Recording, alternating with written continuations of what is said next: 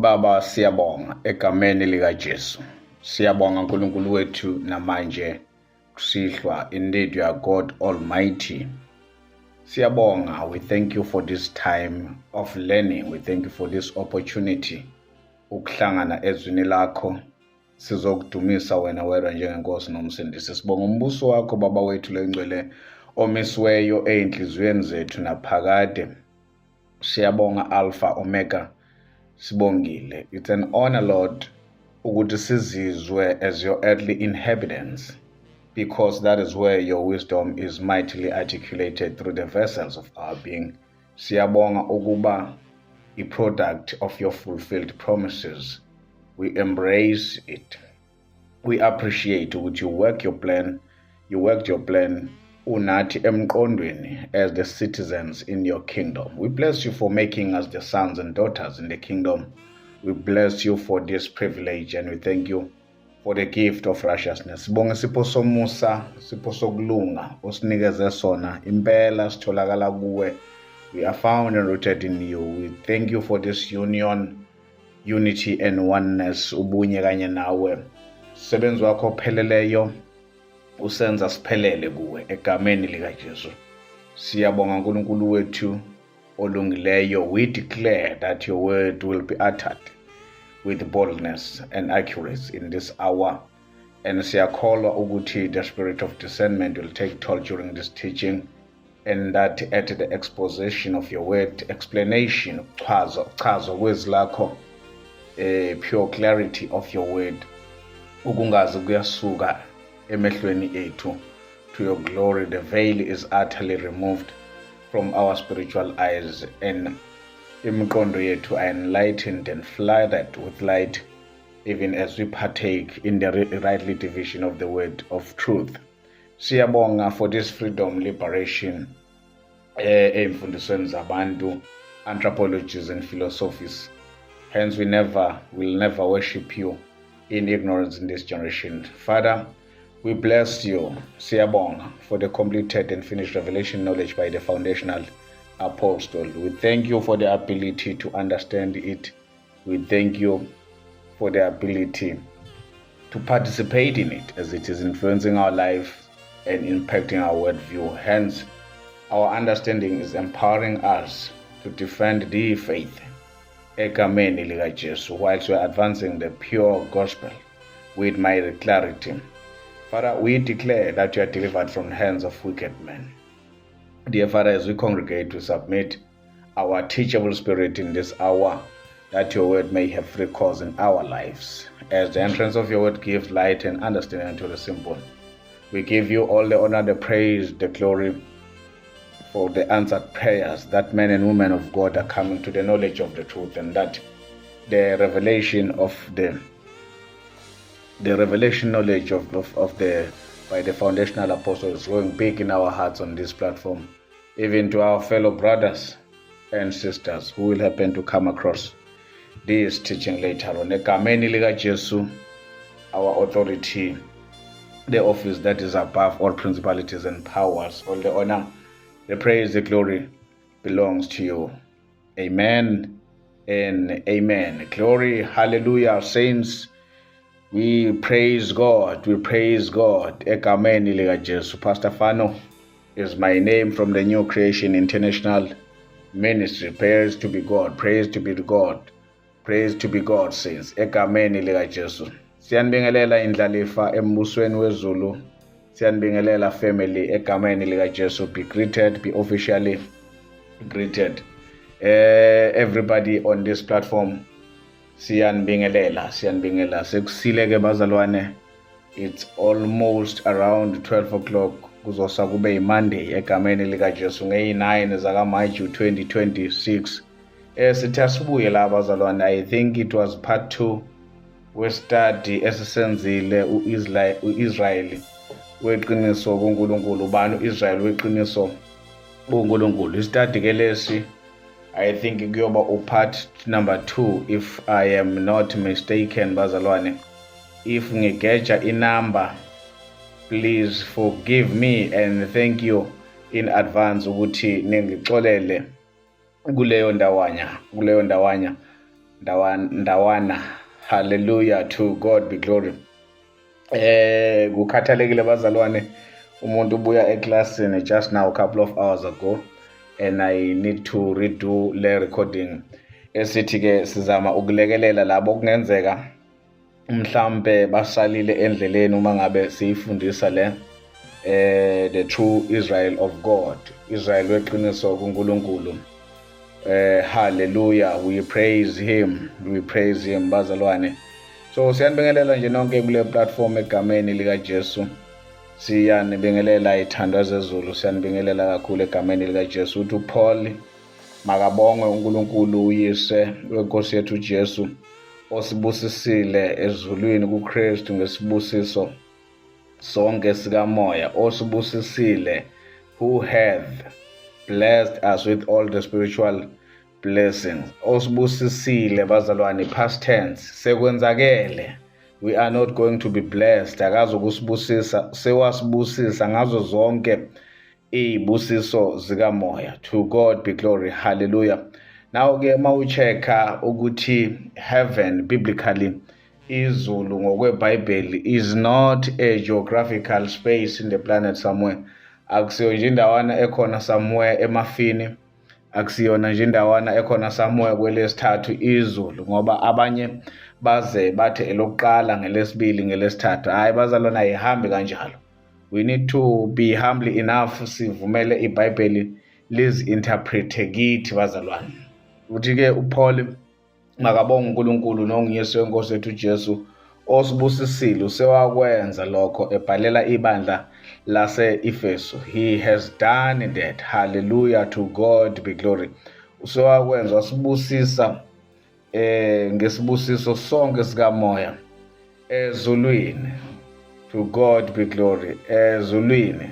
Heaven is where Christ is. Heavenly places in Christ Jesus. Ngokweministry ke kaMoses bazalwane, umpristi omkhulu ubengena kwi-holiest place, ubengena kwindawo engcwele njalo kanye ngonyaka for the forgiveness, ukuthethelelwa kwezono.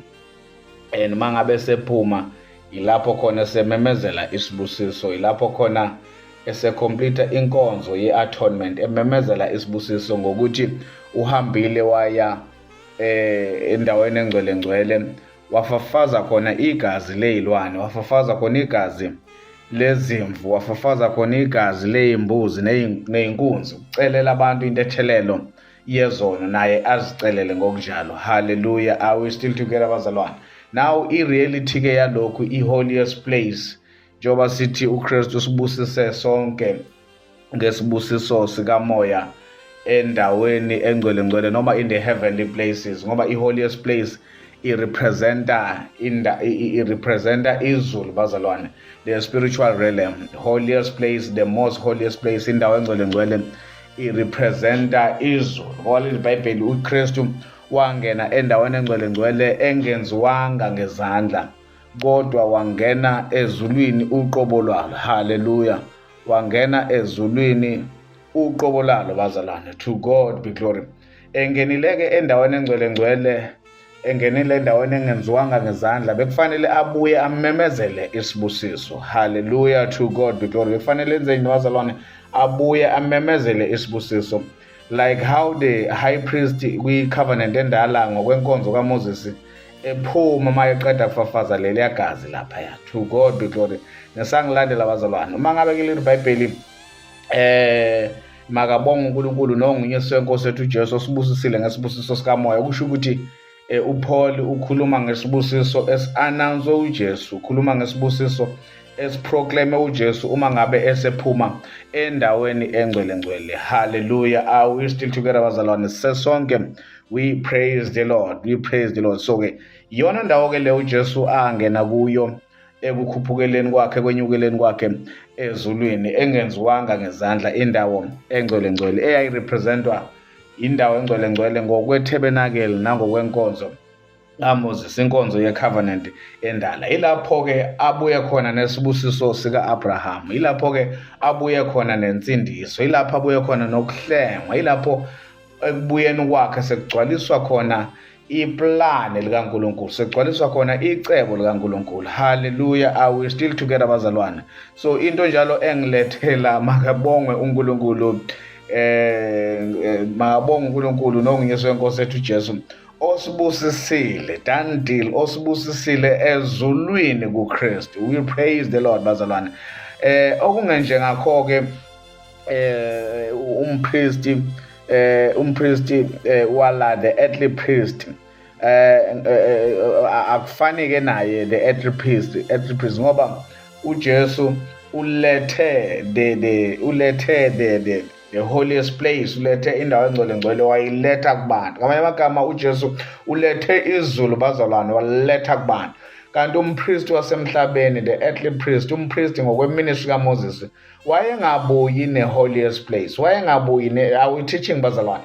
Umpristi omkhulu, umpristi ngokweministry kaMoses, ngokwenkonzo ye-covenant yesivumelwano esidala, wayengabuyi ne-holiest place. Kwakubuya yena yedwa eyishiye laphayana i-holiest place. Kodwa ekubuyeni kwakhe yena uzokwenzani?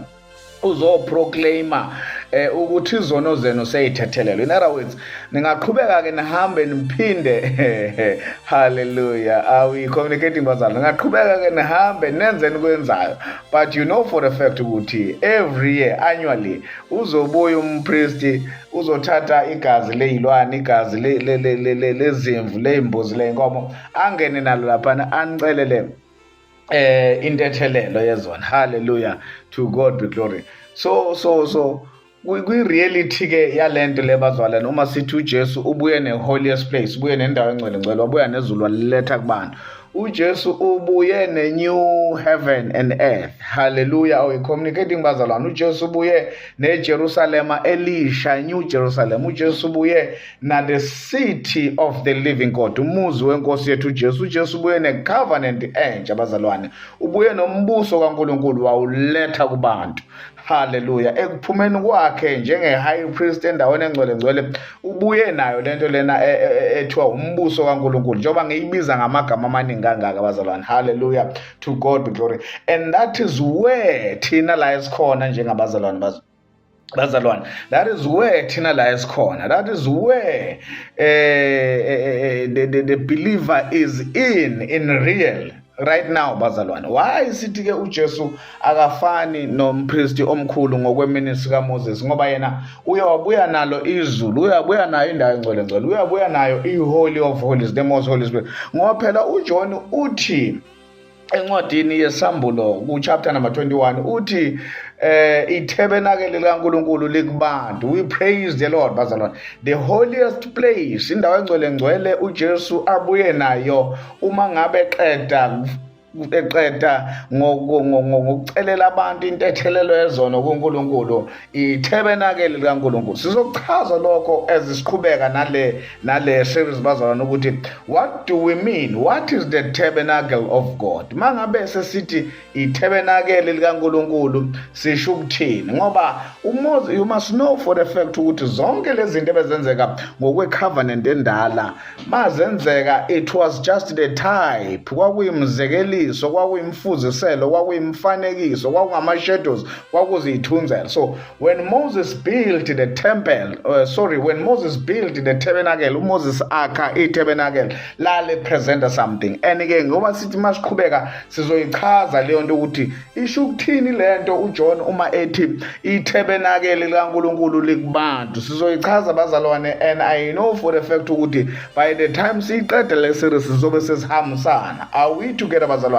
That by the time siyiqeda sizobe sesi-understanda i-language eyodwa. Uma ngabe sithi what do we mean by the tabernacle of God? What is the tabernacle of God? We praise the Lord bazalwane. Yini itabernacle likaNkulunkulu elagcina seliyithempeli? We praise the Lord. Okay, we know for the fact ukuthi the temple of God is not the building la esihlangana khona every Sunday whenever we are fellowshipping. The tabernacle of God is not that. Yikho ke sithi sizochaza ukuthi what is the meaning uJohn mangabe ethi itabernacle likaNkulunkulu likubantu. That is the kingdom, that is the new covenant, that is the city of the living God, that is the new heaven, and that is the heavenly Jerusalem bazalwane. Eze nayo uJesu uJesu uma eqeda ngentethelelo yezono zabantu. Are we still together, saints? We praise the Lord, bazalwane.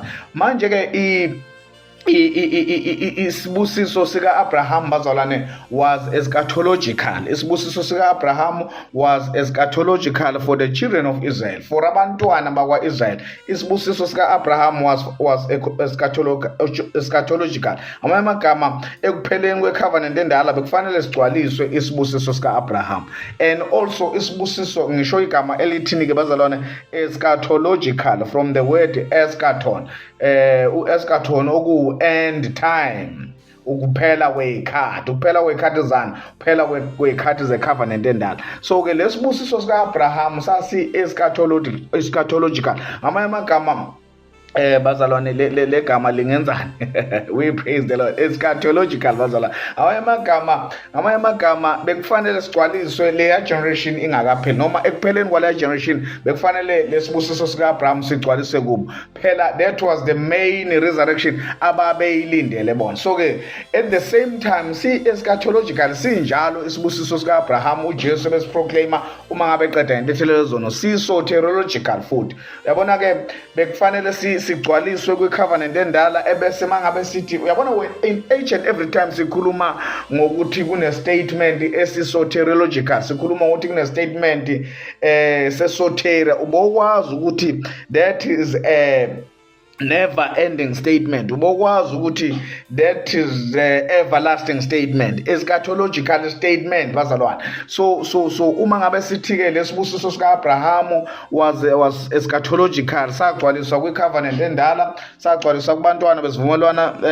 esidala, abantwana bakwa-Israyeli, siphinde sibe soteriological, sisho ukuthi ama-generation izukulwane after 8070 noma post 8070 nazo ziyabenefita kulesizukulwane. Akusiso isizukulwane sokuqala after sigcwalisiwe isibusiso sika Abraham okuyinsindiso, akusiso isizukulwane sesibili, kodwa zonke izizukulwane kuze kube namhla lokhu. And after thina and after nalabo abasazofika, isibusiso sika Abraham esiproclaime nesipronounce uJesu uma beqeda ukuthethelela abantu nezono, sisazoqhubeka. Are we still together, bazalwane? Sisazoqhubeka. So ke siyesathi ke last time kunama statements eschatological ongeke uwa transfer. Sathi kunama statement eschatological ongeke uwandlulisele kwisivumelwane esisha, bazalwane, ngoba ayegcina ngesivumelwane esidala. Are we together, bazalwane? Awakwazi ukudlulisela kwisivumelwane esisha. Sathi kunama eschatological statements aphinde futhi aqhubeke afithe khaxa kwicovenant entsha. We praise the Lord, bazalwane. Are we still together? Ngamanye amagama kufuthi kunama soteriological statement. So uyabona ke lama eschatological statement okuthiwa ayakwazi ukufitha kwendala icovenant aphinda fithe kwentsha, ama soteriological statement, ngoba they are soteriological in nature. Are we teaching good, bazalwane? So lama statement afana nokuthini nje, afana nokuthi isibusiso sika Abraham, insindiso, ukuhlengwa komuntu, the glory of God. The glory of God siyazi ukuthi i oneness with the Father, lokho bazalwane. The glory of God, uma ngabe uJesu ethandaza in the Gospel of John chapter number 17, 18, Father, restore the glory onginike yona before the foundation of the world. Ngibuyisela inkazimulo onginike yona. That is omnipresent, ukutholakala kaNkulunkulu noma phi, omnipresent. That is oneness with the Father. Are we communicating good, bazalwane? We praise the Lord. So ngo 8070 kwakuyi-consummation, ukugcwaliswa kwazo zonke izinto. So they attained oneness with the Father.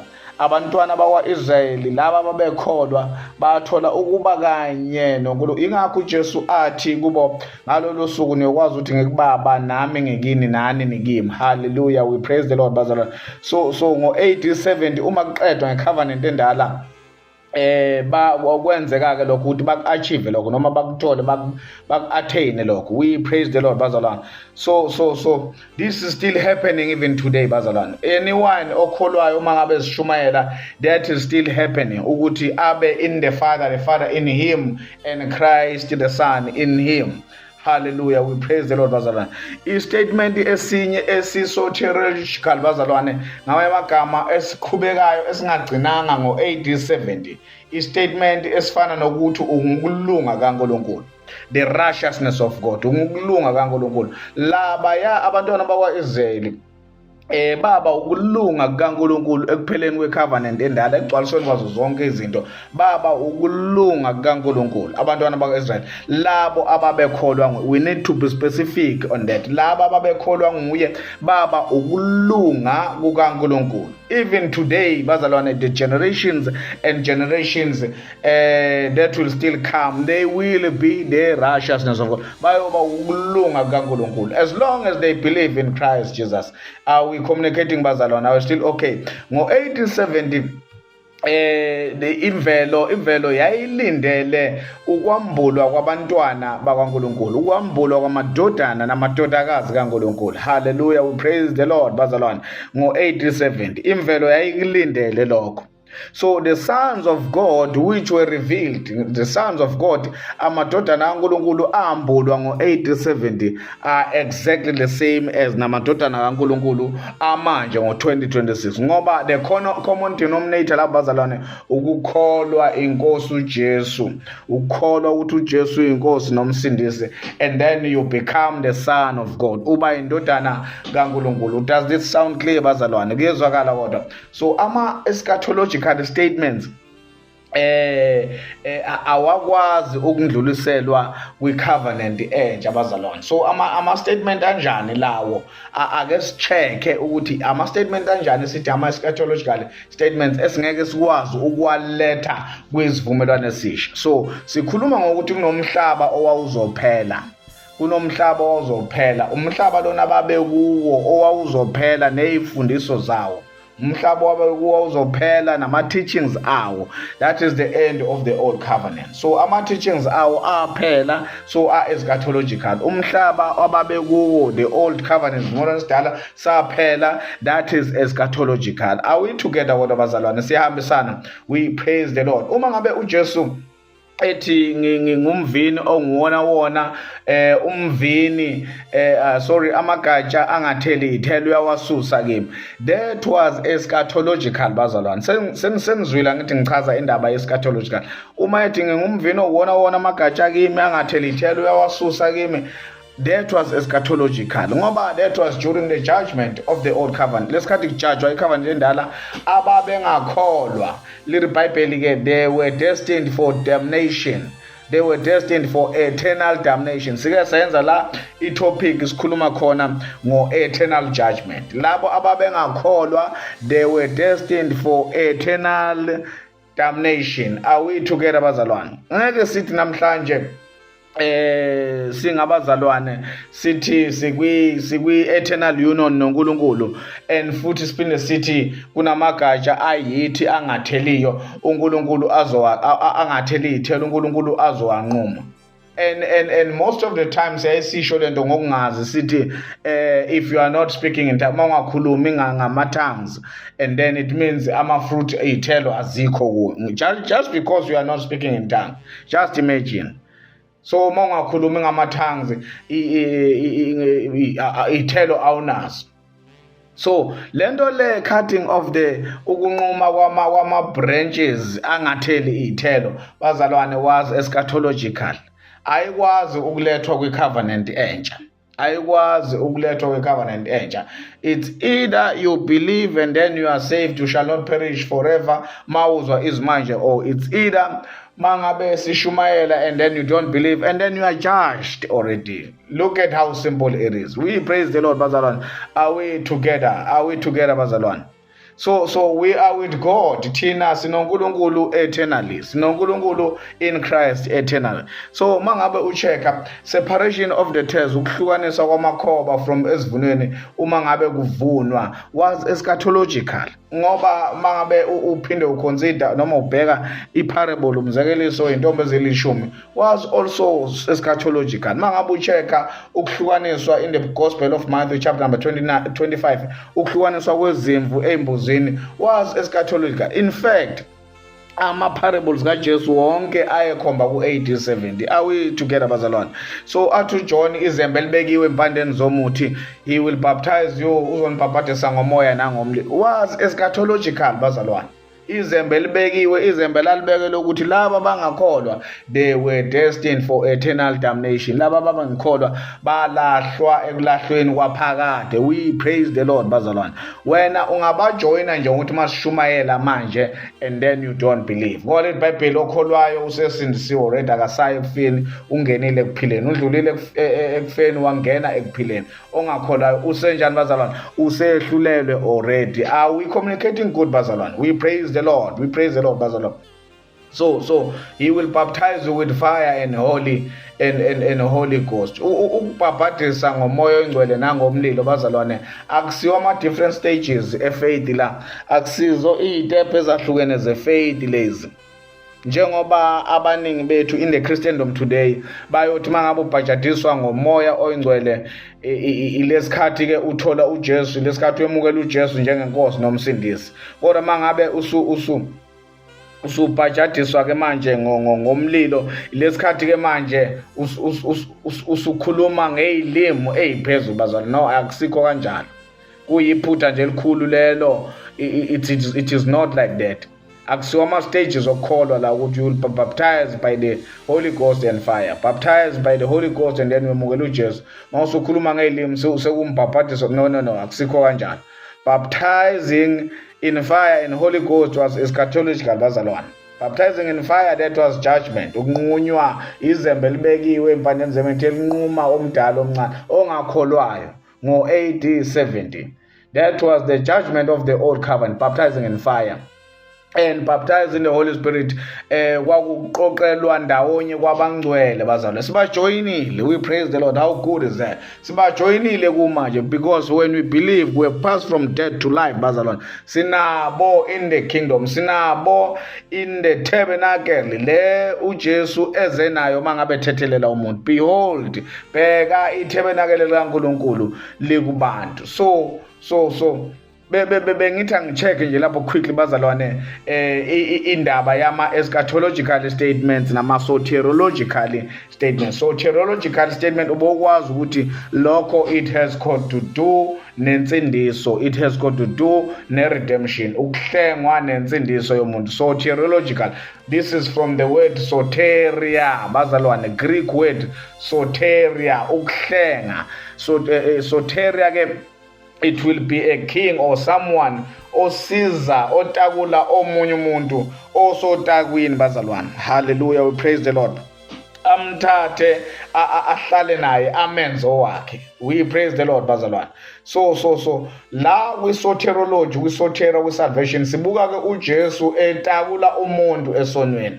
Mayeqeda kumtakula umuntu ebese i-territory leyo ambeke kuyo kube ngeyakhe. Which territory is that? The heart of a man. The heart of a man. Inhliziyo yomuntu. Inhliziyo yomuntu bazalwana akusiyo le the organ le esiphefumula ngayo noma le okuyiyona main engine yomuntu. Akusiyo le the heart of the man iBhayibheli elichaza. But that is the spiritual heart of the man, because we mangabe sithi semukela uJesu njengenkosi nomsindisi, asinayo uJesu emathunjini ethu, asinayo uJesu in our organs, kodwa in our spirit.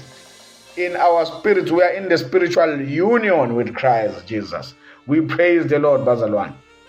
Hallelujah. We praise the Lord bazalwane.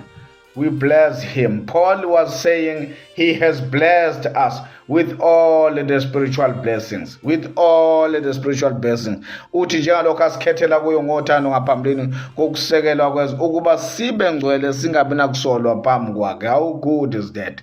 Ngaphambi kokusekela kwezi. Ngaphambi kokusekela kwezi bazalwane, ngaphambi kwecovenant endala. So ngaphambi kwecovenant endala uNkulunkulu waba neplan. Suke eqaleni kuze kube kubazalana kuze kube sekugcineni ukuthi sikhethelwe kuye singabi nakusolwa. Yabona nje, this is the soteriological statement. Sikhethelwe kuye singabi nakusolwa. As much as Paul wayekhuluma nebandla lase iliphi ibandla nje, nebandla lase Ephesus, nathi in 2026 le ukuthi sikhethelwe kuye it applies to us. Senzela ukuthi abantu bangathi ukuthi no niyakhuluma niyayiphikisa. Kwamanye ama-statement a-favor nina nithi no kwakushiwo kini nabo laba bebandla lokuqala. Kwamanye nithi cha kwakubheke ku. You must be able to differentiate these things bazalwane. Lithi iBhayibheli wasimisela ngaphambili ukuba sibe ngabantwana kuye ngoJesu Kristu njengalokho kwaba kuhle kuye ngentando yakhe ukuze kutuswe inkazimulo yomusa wakhe asiphe wona ngesihle othandiweyo. We praise the Lord bazalwane. So predestination was not only for Israel. Uyabona nje abantu mabekhethelwa kuJesu was not only for Israel as much as he was sent to Israel. Ingakho uPaul ethi insindiso to the Jews first, kubaJuda kuqala bese kuba ngabezizwe. Are we together bazalwane? We praise the Lord. Remember uNkulunkulu walithanda izwe. God did not love Israel. Kodwa uNkulunkulu walithanda izwe. Wasebenzisa Israel ukufinyelela kuphi? Ezweni. Hallelujah. Ezweni the universe. We praise the Lord bazalwane. So samukelekile kuye ngomoya. We are accepted. We are accepted to be one with him. Are we still together bazalwane? So esinokuhlengwa kuye ngegazi lakhe nokuthethelelwa kwezono. Esinokuhlengwa kuye ngegazi lakhe nokuthethelelwa kwani bazalwane? Nokuthethelelwa kwezono. We bless the Lord nokuthethelelwa kwezono ngokwengcebo yomusa wakhe. Hallelujah. Ngokwengcebo yomusa wakhe. We praise him. Ngokwengcebo ucebile kakhulu bazalwane uNkulunkulu. Ngokwengcebo yomusa kwakhe. Ngokwengcebo yomusa wakhe. Uthethelelwa kwezono which is the forgiveness of sins. Restoration of mankind. Restoration of glory to mankind. Okuyi oneness with the Father. Are we still okay up until that far bazalwane? We praise the Lord. Bazalwane ke i-topic yethu esiyibhekayo quickly. U-Israel weqiniso kuNkulunkulu. Ubani u-Israel weqiniso kuNkulunkulu? Ubani u-Israel weqiniso kuNkulunkulu? This is part number 2 bazalwane. This is part number 2. Last time masiqeda la besibheka kakhulu the book of Romans chapter number 8. Are we together bazalwane? Besibheke kakhulu the book of Romans chapter number 8 bazalwane. Lapho khona uPaul ebecomparisha, lapho khona uPaul ebematanisa ama covenant awu2.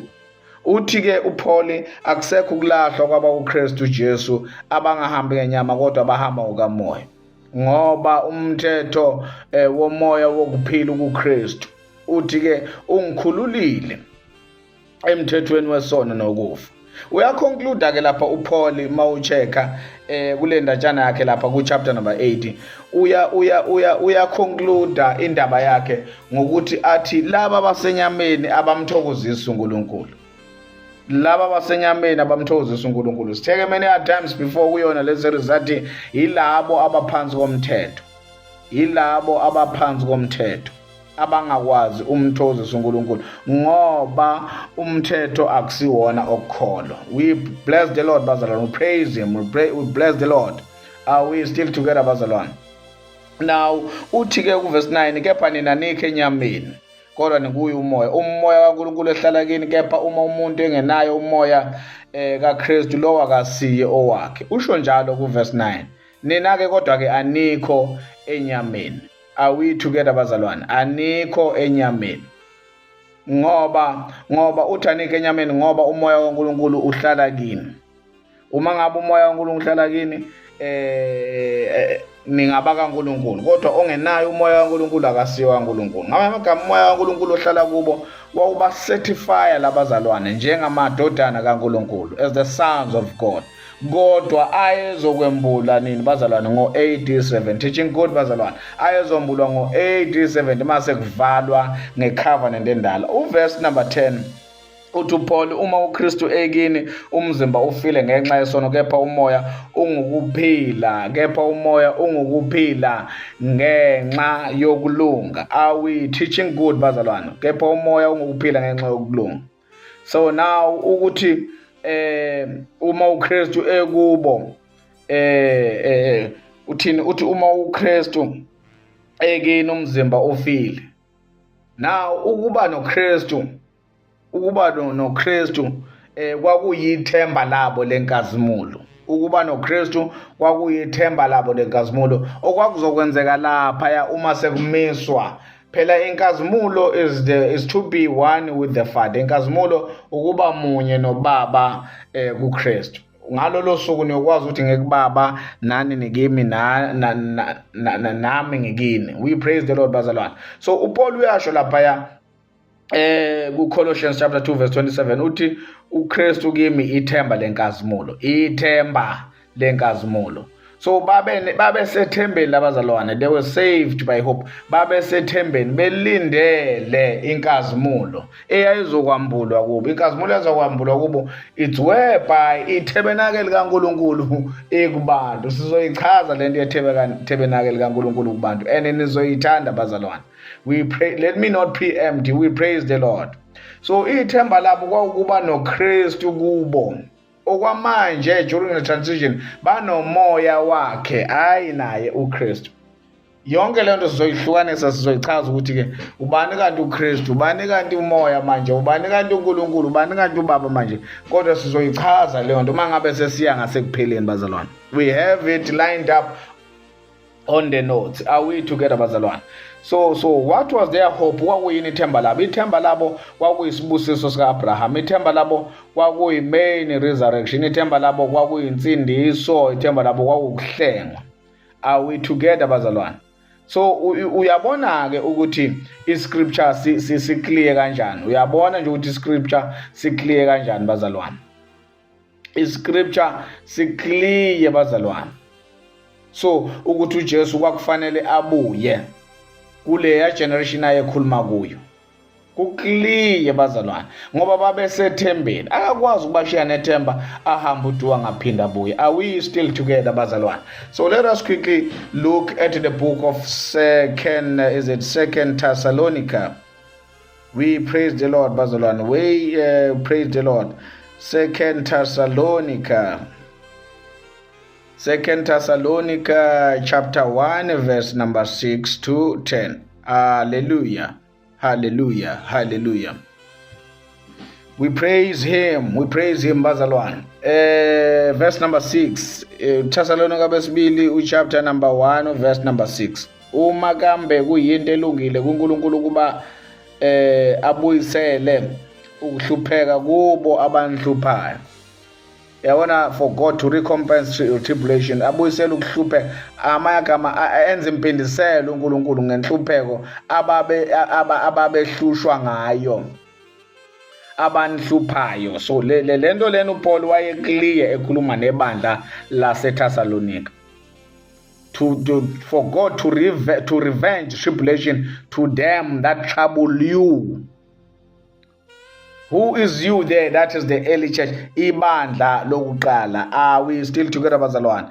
And aniphe nina enhluphekayo ukuphumula kanye nathi kwambulweni wenkosi uJesu evela ezulwini nezingilosi zamandla akhe.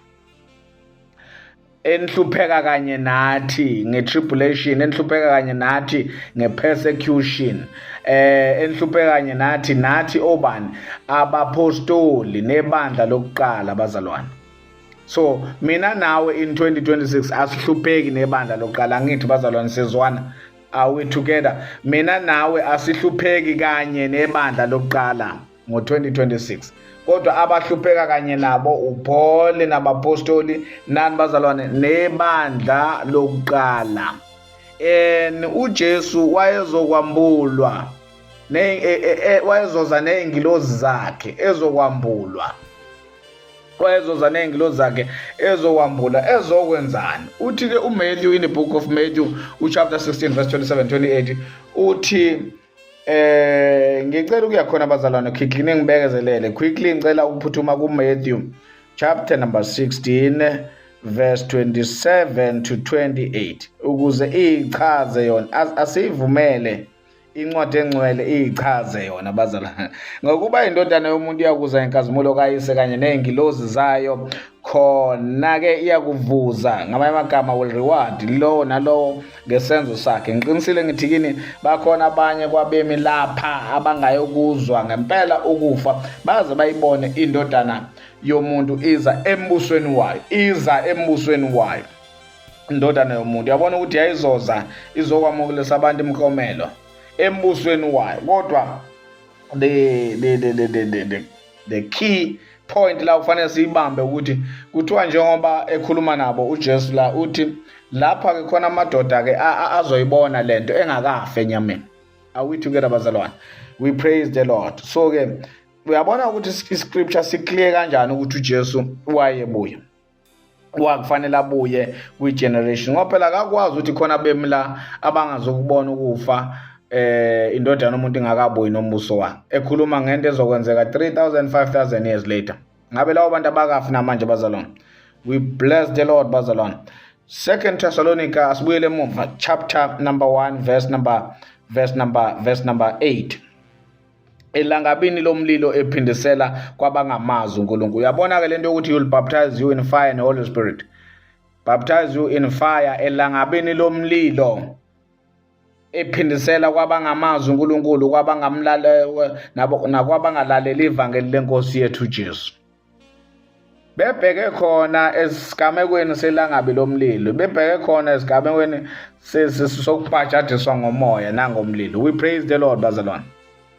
So uyabona ukuthi kwangani indodana yomuntu fanele ize nenkazimulo kayise nezingilosi, because kwakufanele ephindisele kwabangamazi uNkulunkulu, ephindisele kulabo ababehlupha ibandla likaNkulunkulu. First century church. Are we together bazalwane? We praise the Lord. Did I not jump? I was still together. Hallelujah. Abaza kunikwa isijeziso, labo kuphindiselwa kubaza kunikwa isijeziso esingubhujiswa okuphakade basuke phambi kobuso benkosi naphambi kwenkazimulo yamandla akhe. Self-explanatory. Abazokunikwa isijeziso saphakade okungubhujiswa bazalwane. Hallelujah. So ukuphindisela was about punishing. Ukuphindisela was about ukujezisa laba abangahloniphi igospel, laba abangayilaleli igospel, labo that did not obey the gospel of our Lord Jesus Christ. Who were those people? That is the old covenant apostate Israel. We bless the Lord bazalwane. Nxa efika ukuba akhazimuliswe kubo abangcwele bakhe, nxa efika ukuba khazimuliswe kubo abangcwele bakhe, abe ngomangalisayo kubo bonke abakholwa ngalowo muhla ngokuba nakholwa ngokufakaza kwethu. We bless the uPaul lo ekhuluma nebandla lokuqala. Ngiyayithanda English version la. Nxa efika ukuba khazimuliswe kuba abangcwele bakhe. iBhayibheli ke lesingisi lithi when he shall come to be glorified in his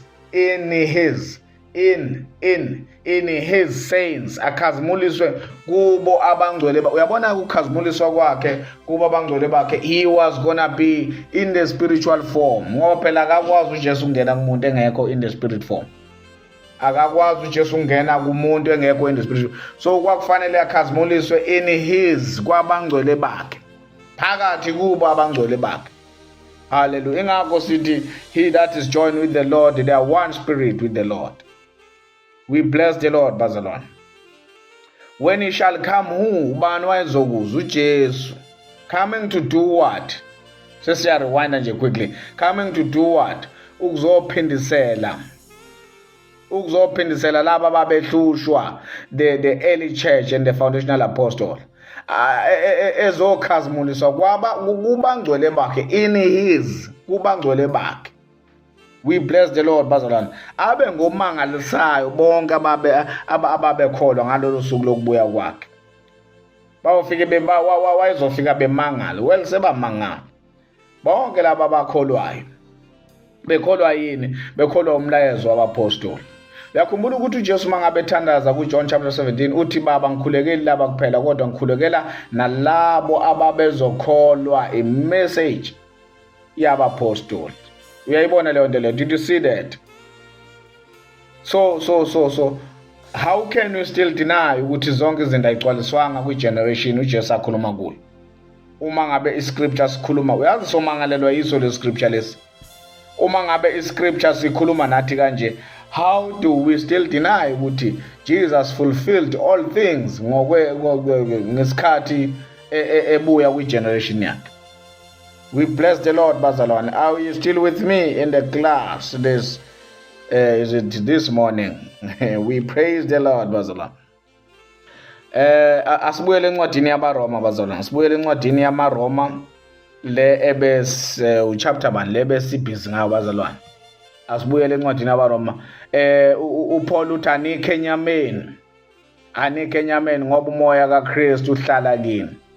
Uthi uma kunjalo uKristu ekini, the body is dead. Christ be in you. Uyabona ukuthi future tense le ngesikhathi sebhala uPaul la ngesikhathi ekhuluma nabo. The body is dead but the spirit is of life because of uyabona umoya ungokuphila because of ukulunga, ngenxa yokulunga. Now the question is, babe ukulunga kaNkulunkulu yini during this time? The answer is no. The transition period in the transition period ibandla lalingekhona ukulunga kaNkulunkulu. Babe lindele ukugcwaliswa kwazo zonke izinto. Ingakho Paul ethi encwadini yamaRoma 13:11 athi insindiso yethu iseduze kunalesi sikhathi sakholwa. Our salvation is nearer than when we believe. Romans 8 verse number 11. Are we still together, bazalwane? Romans 8 verse number 11. Uma ke umoya walowo wavusa uJesu kwabafileyo ehlala kini, umoya walowo wavusa uJesu kwabafileyo ehlala kubo, umoya walowo wavusa, akusiyo uJesu ohlala kubo, umoya walowo haleluya bazalwane. Are we teaching? Umoya walowo wavusa uJesu kwabafileyo ehlala kini, yena owavusa uKristu Jesu kwabafileyo uyakuphiliza nemizimba yenu. Uzwile ke manje? Shall also future tense lesikhathi kubhalwa quicken your mortal bodies. Uyakuphiliza nemizimba yenu njengalokhu uJesu akwazi ukuthi avuse kwabafileyo ngalowo moya. So ke nemizimba yenu ke manje kuthiwa ke imizimba yenu yona will be quickened. Imizimba yenu will be quickened. So lo quickened loya akusekhona phela ukuvuka lokho kwavuka uJesu evuka ethuneni.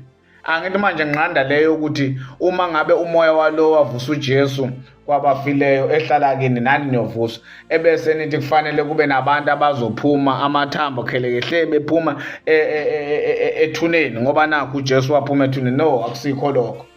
Umoya owenza amandla ukuthi uJesu avuke kwabafileyo. Umoya owenza amandla ukuthi uJesu avuke kwabafileyo will quicken your mortal bodies. Now uPaul la mayethi will quicken your mortal bodies, imizimba yenu efayo, ukhuluma ngokuthi ayisekuba normal. The quickened body la umoya manje womuntu onomoya wenkosi yethu Jesu Kristu, umoya onomoya kaNkulunkulu, umzimba onomoya kaNkulunkulu is quickened ngoba awusekho normal. Kufanele ngabe ngila emhlabeni ngumuntu wasemhlabeni, kodwa because nginomoya kaNkulunkulu sengifana nomuntu othwele nophethe izulu, heaven carrier osezulwini ebengakafi, just because nginomoya kaNkulunkulu. Hayi no ezulwini kuthiwa kuney'taladi zegolide and what not. Cha sizokhuluma ngalokho masifika encwadini ye-Revelation. Iy'taladi eziyigolide nani sizobuyela encwadini ye-Revelation. Kodwa the quickened body is the body, umzimba onomoya kaNkulunkulu ube usemhlabeni. Quickened is not normal. Your body is no longer normal manje, ngoba kuthiwa la your mortal bodies by his spirit ahlala kuwo, ahlala kini. Hallelujah. uJesu wavuswa ngamandla kamoya oyingcwele. So babe nomoya during the transition period, babe nomoya kwalowo uJesu owavusa uJesu kwabafileyo, babe nomoya kaNkulunkulu owavusa uJesu kwabafileyo. Hallelujah. Ababe ngenayo uJesu, kodwa babe nomoya walo wavusa uJesu kwabafileyo. So umoya walo wavusa uJesu kwabafile wabanikeza ithemba lokuthi imizimba yabo ingakho Paul ethi uma ngabe lento yenzeka asikufa sonke lesikhathi lento yenzeka. So ke loba bayobe bengafanga uma ngabe lento iyenzeka isho ukuthini ke their bodies will be quickened ngokuthi now sebe nomoya kaNkulunkulu bengakafi. Are we together bazalwane? Bengakafi. Uthi uPaul encwadini yabaseKorinte bokuqala chapter 15 uthi uKristu uqala eyulibo lokuqala kwabavukileyo bese kuba ngabakhe at his coming.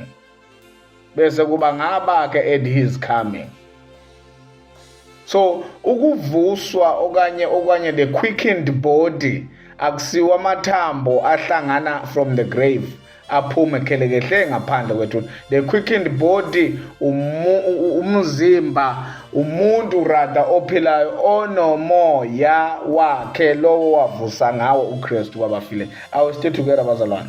We praise the Lord. So verse number 12 uthi ke ngalokho ke bazalwane asinacala kuyo inyama lokuba sihamba ngokwenyama. Ngamanye amagama inyama asiyikoloti inyama uthi singahamba ngokwayo. Asiyikoloti kusho uPaul ebhalela ibandla laseRome. Verse number 12 asiyikoloti inyama uthi singahamba ngentando yaso. Asiyikoloti inyama uthi singahamba ngentando yayo. Iyiphi inyama le yakhuluma ngayo lapha? Asiyikoloti covenant endala ukuthi singahamba ngokwayo. We are not debtors to the flesh. We are not debtors to the flesh. Asiyikoloti covenant endala ukuthi singahamba ngokwezifundiso zayo ngoba vele bona bebazi ukuthi covenant endala izondlula nezinto zayo. Are we together bazalwane? So babe ngayikoloti covenant endala ngoba vele yayi kwi-exit yayisizodlula. Into enza ukuthi bangayikoloti umoya walowo avusa ngawo uKristu kwabafile owawukubo. That was keeping them going. Phela bazalwane during the transition period kwakufanele baphile kwangazathi kwakufanele baphile as if ilaw yayizondlula and vele yandlula. Kwakufanele baphile ngazathi law iyendlula and vele yayindlula. Hayi ngathi law isazohlala isikhathi eside. Hayi ngathi covenant endala isazohlala isikhathi eside. Abantu abaphila ngathi ilaw iyandlula abantu laba abakholwa inkosi uJesu njengenkosi nomsindisi abakholwa uJesu njengenkosi nomsindisi ibona abantu labo abaphila kwangazathi ilaw kwangazathi covenant endala iyandlula. Ilabo ababe nespirit salowo owavusa uJesu kwabafileyo. Ilabo ababe nespirit ababe nomoya lo owavuswa ngawo uJesu kwabafileyo. Are we together bazalwane? Ingakho ke babe confident, ingakho ke babe isibindi bethi hayi iyandlula le covenant endala. Uverse number 13 uthi uPaul ngokuba nina nehamba ngokuba uma nihamba ngokwenyama nizakufa. Ngokuba nihamba ngokwenyama nizakufa. Kepha uma nibulala imisebenzi yomzimba uma nibulala imisebenzi yomzimba ngomoya nizakuphila. Imisebenzi yomzimba hayi imisebenzi yemizimba. Are we together bazalwane? Imisebenzi omzimba hayi imizimba. So uma nihamba ngokwenyama uma nihamba ngokwecovenant endala nizofa. But uma nibulala imisebenzi yomzimba ngomoya, imisebenzi yecovenant endala ngomoya nizokuphila. Are we together bazalwane? So the body lapha yakhulunywa ngayo, that is the old covenant body. Noma ngabe nihamba ngenyama nizofa. Yini leyo i-judgment ababezoyifacea. Isexwayiso nje vele babengekho kuyo, babephila ngesikhathi sayo icovenant endala kodwa babengasubmit under yona. Ingakho kwakune-conflict lapha. Ingakho kwakune-conflict lapha. In other words kahle lento le yokuthi uma nihamba ngenyama nizofa. uPaul lapha ngokwesingisungu uma ethi uma nihamba inyama uthi you are about to die. Uma new covenant endala you are about to die. But if you are through the spirit, uma new covenant entsha, umsebenzi yecovenant endala niyayibulala, and man bulala umsebenzi yecovenant endala nizophila. Ngokuba bonke abaholwa ngumoya kaNkulunkulu labo bangabantwana bakaNkulunkulu. Bonke abaholwa umoya kaNkulunkulu labo bangabantwana bakaNkulunkulu. Kwakuyi transition period. Babeholwa umoya kaNkulunkulu from kwi-covenant endala, isivumelwano esidala, kuya to the new covenant, isivumelwano esisha. And lokhu kwakumsebenzi kaMoya oNgcwele ukwenza leyo nto leyo. Ngokuba anamukeliswanga umoya wobugqila ukuba nibuye nesabe, kepha namukeliswa umoya wobuntwana esimemeza ngaye sithi hey, I'm loving Zulu, yeah, Zulu version. Umoya wobuntwana esimemeza ngaye sithi Abba Baba. La isingisi sithi you have received the spirit of adoption whereby we cry Abba Father. Lapha kuthiwa anemukeliswa umoya wobugqila ukuba nibuye nesabe, kepha namukeliswa umoya wobuntwana esimemeza ngaye sithi. Yabona mawubheka the Hebrew rendering yale statement esithi crying Abba Father, kumemeza uthi Abba Father, it carries the meaning of crying like a baby. Njengoba Jesus ngithi ngiyasithanda isiZulu la sithi namukeliswa umoya wobuntwana. That is the crying ngokwezi Hebrew. That is the crying baby, Abba Father. Crying baby. The baby is crying, Abba Father. Namukelisa umoya womntwana.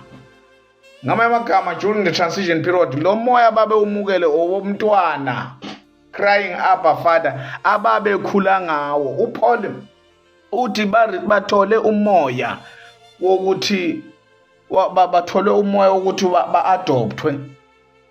Bathole umoya wokuthi ba-adoptwe, abakhala ngaye bathi Abba Father. Ba-adoptwe as what? Njengamadodana. Ngoba phela babe ngabantwana during the transition period. Yikho bemukelisa umoya womntwana abakhala ngaye bethini Abba Father. Abba Father, umoya womntwana bakhala ngaye bathi Abba Father. Babekhula beya kwi-maturity. So sifuna ukuthi ke la thina sakhali Abba Father. We are not crying Abba Father in 2026. Yazi isiZulu bengasinakelela ukuthi sikhuluma kamnandi kanje ukuthi lo moya ababe umukelisiwe umoya womntwana abamemeza ngawo. Crying Abba Father carries the meaning of the baby crying. Ngoba the baby is crying, growing, approaching 80-70. Ibandla lalingumntwana from ekuhambeni kuka Jesu, from the day of the Pentecost, lalingumntwana all the way. Abba Father ukhala komntwana, newly born babe bazalwane. Are we together? We praise the Lord. Babekhula. And lento lena it had to happen for solid 40 years bazalwane. 40 years. Yikho sibabiza the generation of 40 years. So umntwana will cry immediately. Umntwana uyokhala uma ngabe ezalwa manje, because uexposed kwi-environment angayazi. Ingakho bemukela umoya womntwana bakhala ngaye bathi Abba Father. Ngoba i-environment, lo moya bamemukele ngosuku lwePentecost, i-environment eyaqala lapho, it was not conducive for them. Yayingemnandi up until kuze kuyovalwa ngecovenant endala. So umntwana wayelokhu ekhula from the day of the Pentecost all the way to the closure of the old covenant. Verse number 16. Yena lo moya ufakaza kanye nomoya wethu uthi singabantwana bakaNkulunkulu. Bamukela umoya womntwana, umoya ufakaza kanye uthi singabantwana bakaNkulunkulu. So umoya wawusebenza as the seal, umoya wawugaranta lokho kwakuzokuza kubo. Hallelujah. Are we still together bazalwane? Umoya wawuyisil ugaranta lokho kwakuzokuza kubo. Umoya wawuyideposit, working as the seal. Yabona mawucheck verse number 21 lapha ya kuthiwani, ngokuba okudaliwe kwabekwa phansi kobuze kungentando yakho kodwa ngaye owakubekayo.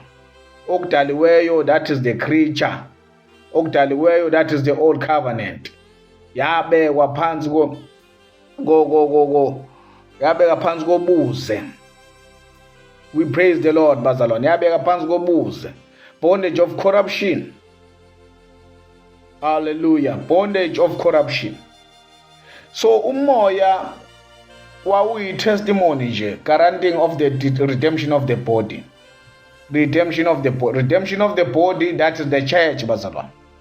Verse number 17. Uma ke singabantwana sizindlalifa, futhi izindlalifa zikaNkulunkulu, izindlalifa kanye noKristu. Ngamanye amagama, we are joined heirs now noKristu. Uma siphela sihlupheka kanye naye ukuze siphiwe inkazimulo futhi kanye naye. Ngithanda isingisike la kule. Uthi if so be that, uma ngabe singama joined heirs, uma ngabe sizindlalifa kanye noKristu, uma ngabe singabantwana sizindlalifa, izindlalifa zikaNkulunkulu kanye noKristu, uma ngabe ke kunjalo sihlupheka kanye naye. Ngoba phela uthi hambani nenze izizwe zonke abafundi bami, beholding nani kuze kube sekupheleni kwezwe. Ngamanye amagama, during the transition period, bona babehamba naye ephakathi kubo esebenza njengomoya. Kwangesiye kodwa kusebenza umoya wakhe, bahlupheka kanye naye. Usethi ke ukuze sikhazimuliswe, so that we may be also glorified together. Sikhazimuliswe kanye, angisho sihlupheka kanye naye nomoya wakhe.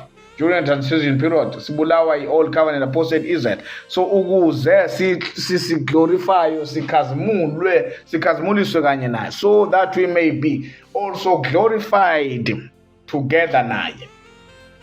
Hallelujah. Future tense. So that we may be also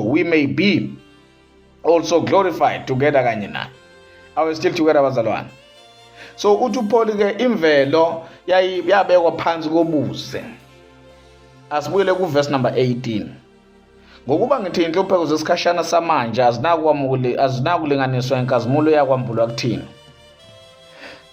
Ngokuba ukulangazela kokudalwe kulindele ukwambulwa kubantwana bakaNkulunkulu. Ngokuba okudalwe kwabekwa phansi kobuze kungentando yakho, kodwa kungaye owakubekayo. Hallelujah, bazalwane. We praise the Lord. Sesiyavala bazalwane. Ngalesikhathi ke bazalwane kwakulindele ukwambulwa kwabantwana bakaNkulunkulu. Umntwana okanye indodana kaNkulunkulu, okanye indodana, not indodana kaNkulunkulu, okanye indodana iyembulwa ngokuthi iyembulwa ngobundlalifa. Indodana iyembulwa ngokundlalifa. Mangabe nje ukhuluma ngendodana, ufanele ukhulume ngendlalifa. Yembulwa ngobundlalifa. So imvelo yayilindele ukwembulwa kwamadodana kaNkulunkulu. uPaul uthi encwadini yamaGalatiya, Galatians chapter 4, uthi indlalifa ayihlukile kusisebenzi kuze kushaya isikhathi esimiswe uyise. Ngamanye amagama, ibandla lalithi nge-transition period, ibandla lalithi singamadodana ngokwesethembiso. Kusho ibandla singamadodana ngokwesethembiso. I-old covenant apostate Israel laba babephikisana lokho bethi no, thina singamadodana ngoba sizalwa Abraham.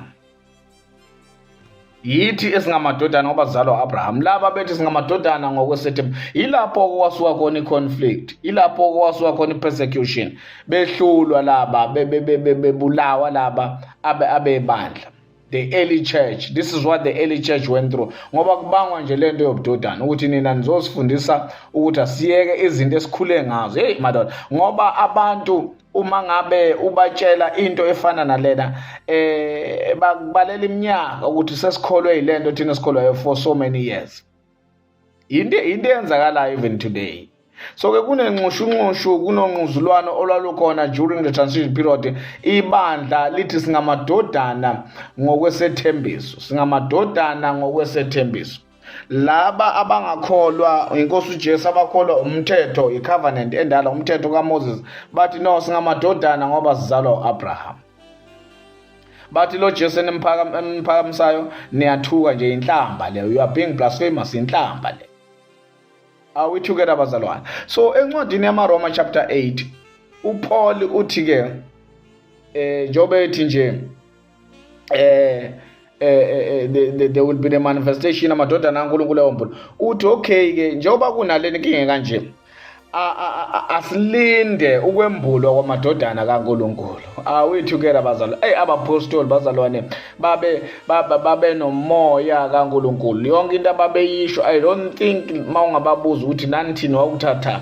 But ingakho uma ngabe uJesu ekhuluma nabo kuMatthew chapter number 5, yes, I think kuMatthew chapter number 5 ethi hambani ningakhathali ukuthi yini enizoyikhuluma, ningakhathali ukuthi yini enizoyiphatha, kodwa lokho enizokusho la nizofika khona nizotshelwa ngasona leso sikhathi. So ingakho ngithi the apostles, the foundational apostles were gifted, one of the gifts abanikwa zona umoya oyingcwele ababesebenza ngawo.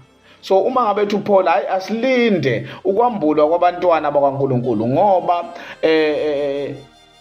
izinhlupheko ezilapha njengamanje seziningi kakhulu kunathi thina as the church, kodwa angeke ilinganiswe nenkazimulo yokwembulwa kuzo.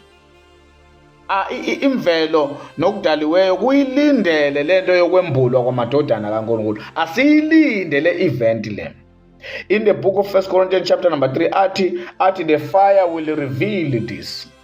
Umlilo ngosuku lenkosi uyoyimbula lento le. So ke ingakho sithi babephikelele to 80-70, kodwa into that was keeping them going umoya. uJesu banikile isiqinisekiso in the Gospel of Matthew chapter number 28 wathi hambani nginani kuze kube sekupheleni kwezwe.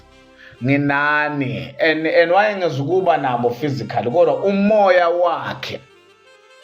wakhe wawuzokuba nabo. Are we still together bazalwane? So let us wait for the manifestation of the sons of God, ukwambulwa kwamadodana kaNkulunkulu. The fire will reveal this. There will be judgment and vindication of saints. Ngoba sithi nje ukuza kwenkosi, uJohn Mayesho ethi oza emva kwami uyonibhabhatisa ngomlilo nangomoya. Usho lokho, umlilo that is judgment, separation of goats from sheep. Umlilo that is judgment, separation of 5 virgins. Intombi ezilishumi zayizohlukaniswa at the judgment day. Hlukaniswa kwamakhoba masekuvunwa nokhula. Are we together bazalwane? Father, we thank you egameni lika Jesu. Siyabonga namanje isipho somusa sokulunga. Siyabonga namanje to be seated with you in the heavenly places. Siyabonga your presence and greatness empilweni zethu. We thank you for understanding the revelation knowledge by the foundational apostles. We thank you that it is influencing our lives, impacting our lives. Siyabonga uNkulunkulu wethu, wena njengenkosi nomsindisi wethu. Sibonga ukuhlakanipha kwakho that is mightily articulated through the vessels of our being. Wena njengenkosi nomsindisi wethu, you deserve the honor, the praise, the glory. Even nangalesi sikhathi siyazi ukuthi at the exposition of your word life overflows. Ingakho sikhuluma ukuvikeleka to the uttermost. Ingakho sikhuluma ukuprosperisha to the uttermost. Ingakho sikhuluma the success to the uttermost, because if it is well within our spirit, just because of your word that has baptized us, just because of your presence, your greatness, everything, every situation, every circumstances, every surrounding will respond to what has happened within our spirit. Lowo omoya wakhe ohlangene nomoya wenkosi yethu Jesu bamoya munye, and abasena kuhlukana till the eternity, abasana kuhlukana everlastingly, abasana kuhlukana permanently egameni lika Jesu. We thank you for your permanent stay empilweni zethu. Father God, egameni lika Jesu siyazi ukuthi izinto bezingasivukela, kodwa wena usinikile ithemba, wathi uma sikuwe akukho kungamelana nathi kusinqobe. In Jesus mighty name, all the honor, the praise, the glory belongs to you. We give you the glory, the praise, the honor egameni lika Jesu. In Jesus mighty name, our operating office, our place of belonging, the honor, the praise is yours. Hallelujah. Amen and amen. To God be glory.